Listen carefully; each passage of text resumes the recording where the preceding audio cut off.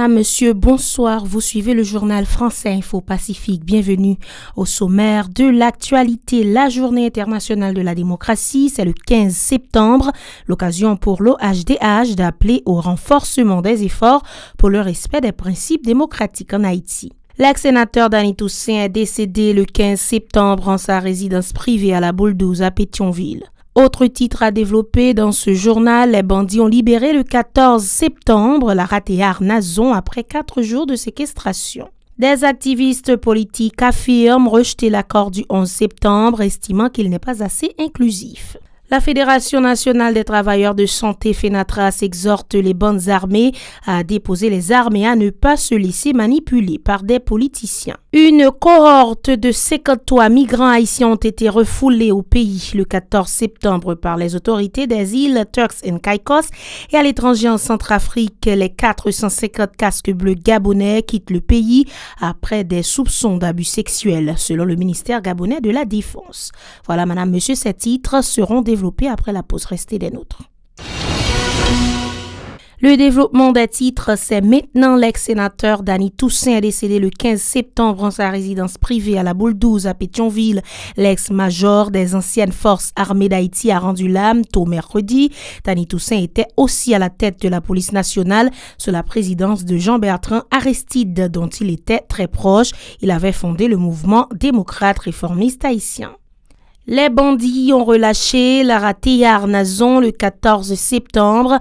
La fille du docteur Pierre-Alix Nazon et belle-fille du premier ministre Ariel Henry a été kidnappée le 10 septembre à l'avenue panaméricaine à Pétionville. Autre dossier à ce journal, la journée internationale de la démocratie, c'est le 15 septembre. À l'occasion, l'Observatoire haïtien des droits humains OHDH invite tous les secteurs à conjuguer leurs efforts en vue de parvenir au respect des principes démocratiques en Haïti. Selon le coordonnateur général de l'OHDH, Jean-Renel Sistanis, il reste encore beaucoup à faire pour implanter effectivement la culture de la démocratie dans le pays. Il en veut notamment pour preuve l'absence de transparence dans les compétitions électorales haïtiennes, le règne de l'impunité qui favorise l'insécurité permanente, l'accès d'une frange de la population à une éducation plutôt au rabais. Jean-Renel Sistanis, écoutez les propos de Jean-Renel Sistanis. Que n'a pas montré que n'a fait démocratie.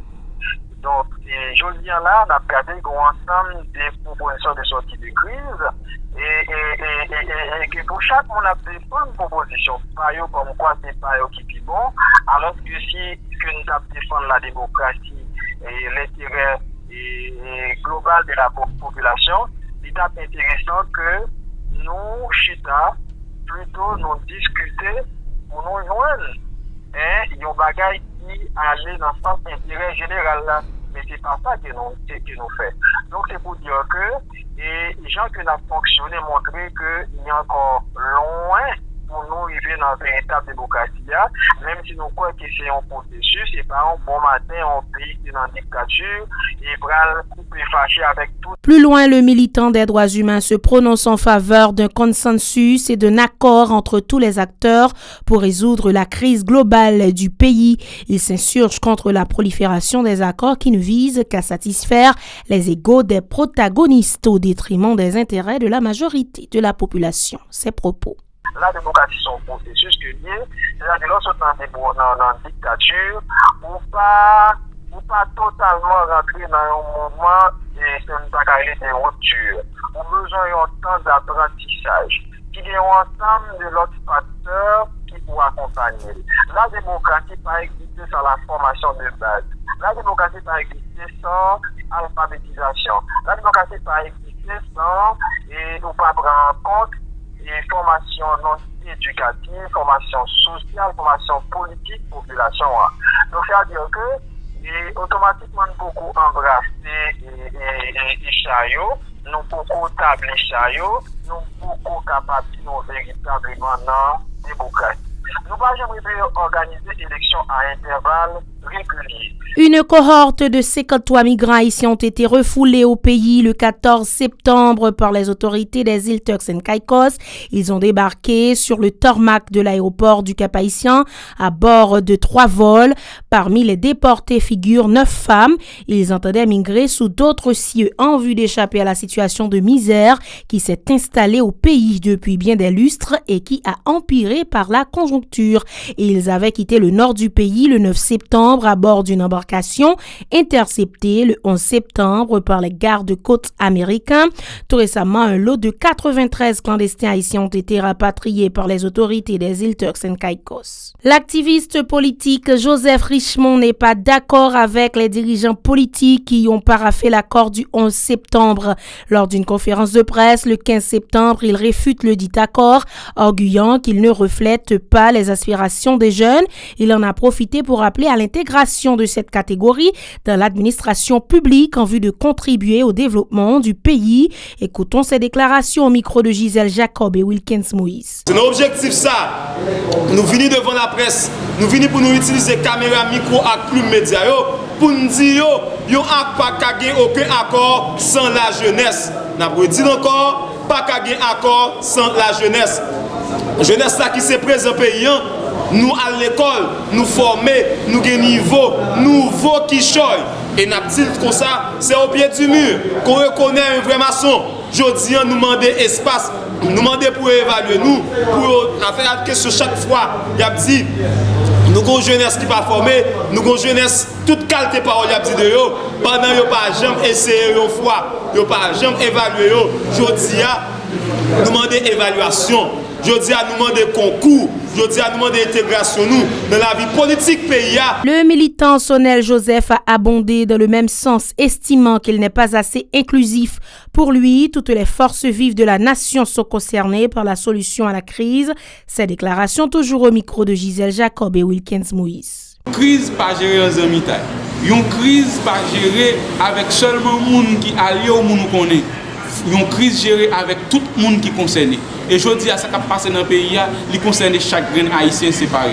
Et pas aucun piqué collègue doit fait, nous devons chita avec toute couche, tout groupe organisé dans le pays. On est capable de faire piquer coller aujourd'hui, arriver président de la République, ou arriver occuper un poste, mais si ce n'est pas sous base consensus qu'on prend pouvoir ça, ou pas de résultat. C'est prendre pouvoir, oui, mais prendre pouvoir pour qui résultat. Si nous avons besoin d'un bon résultat, c'est notre tête ensemble, c'est notre chita parler seulement, nous n'avons qu'à jouer. La Fédération nationale des travailleurs de la santé FENATRAS exhorte les bandes armées à déposer leurs armes et à ne pas se laisser manipuler par des politiciens de la place qui ne font que gâcher leur avenir. Lors d'une rencontre avec des journalistes le 15 septembre, le président de cette structure, Lévi Milo Félix, a souligné que les scènes de violence affectent tous les secteurs de la vie nationale et même les centres hospitaliers ne sont pas épargnés. Pour lui, la plupart des acteurs politiques ne disposent d'aucun plan pour apaiser la souffrance de la population. On l'écoute. Et quatrième, c'est l'élection qui vient pour faire l'hôpital général dans le syndicat. Nous disons, qu'alléger, votez moun sous passé, votez moun sous présent, votez moun pour le futur. Par voter moun qui va négocier avec l'autorité ministère pour signer un accord tout à l'heure là, pas bien un fait. Parce que 2018, juin 2018, Bio FENATRAS c'était l'hôpital là. L'aime de ces gens, c'est candidat. Moi-même, étant président FENATRAS, je prends valise. Mettez sous dôme, nous tout travail, mon FENATRAS, nous quittons l'hôpital là-bas. Pendant 3 ans pour dire ça, nous avons fait. Nous n'avons pas fait rien. Par ailleurs, Lévi Milo Félix annonce la tenue d'élections le 21 septembre en vue de renouveler les membres du syndicat de l'hôpital de l'Université d'État, communément appelé l'hôpital général. Le président de la FENATRAS, Lévi Milo Félix, invite les syndicalistes à voter avec leur âme et conscience dans l'optique d'un changement au niveau du fonctionnement du plus grand centre hospitalier public du pays. Écoutons-le toujours au micro de Hirsch Résil et Wilkins Moïse.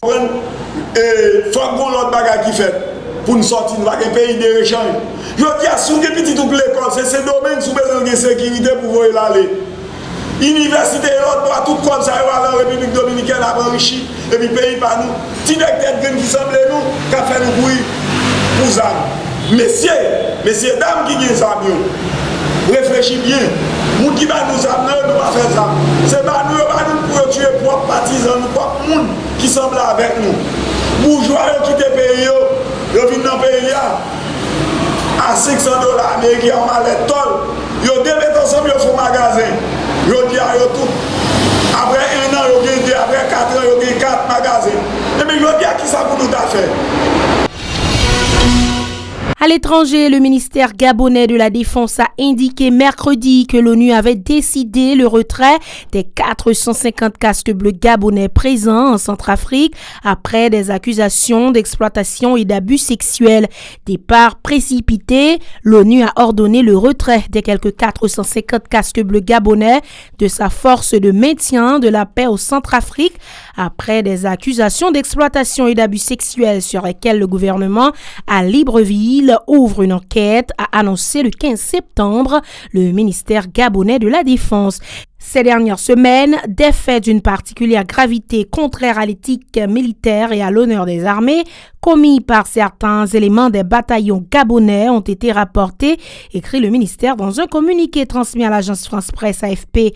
Suite aux nombreux cas d'allégations d'exploitation et d'abus sexuels en cours de traitement, les Nations Unies ont décidé du retrait du contingent gabonais de la MINUSCA, la mission de l'ONU en Centrafrique, et une enquête a été ouverte par le Gabon, précise le texte.